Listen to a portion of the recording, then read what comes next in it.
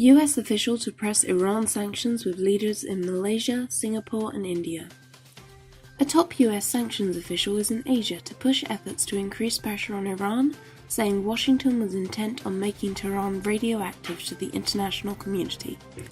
Sigal Mandelker, the US Treasury Undersecretary for Terrorism and Financial Intelligence, said in Singapore on March 29th that she would stress in further meetings this week with officials in Malaysia, Singapore and India the risks involved with dealing with Tehran.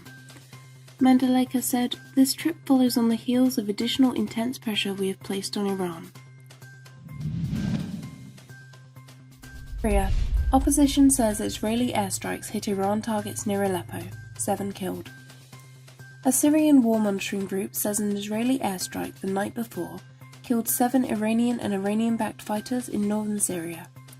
The explosions caused an electricity blackout in Aleppo, as opposition sources said that an ammunition depot and logistics hub used by Iran-supported militias were hit.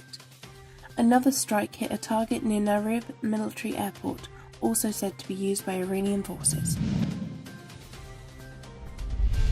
Iran exports-imports decline with US trade lowest since 2000. Iran's trade generally declined in the first 2 months of 2019, largely due to less oil exports and a substantial reduction in imports due to its ongoing economic crisis. Iran's exports to US reached zero during January 2019, while its imports from the US plunged to $4.5 million, according to US Census Bureau statistics released March 28th. The monthly trade turnover between the two countries stood at its lowest level since 2000. The US withdrew from the Iran nuclear agreement in May 2018 and imposed sanctions on Iran in the second half of the year. During mid-2018, Iran's imports from US soared, but declined in December. UN Security Council adopted resolution against funding terrorism. During the UN Security Council session on Thursday, March 28th, a resolution was adopted against funding and money transfer for terrorism. The acting US ambassador in the UN said that this resolution is the perfect apparatus to stop financing groups such as Hezbollah. According to the press release by the US mission to the United Nations, Jonathan Cohen, the acting US ambassador, said that after adopting this resolution, we cannot allow terrorist groups such as Hezbollah to be one step ahead of monetary control system. The adopted resolution in the Security Council allows us to confront any funding of groups such as Hezbollah and ISIS. The resolution urges all countries to review their domestic laws to ensure that financing terrorism will be prosecuted and face heavy punishments.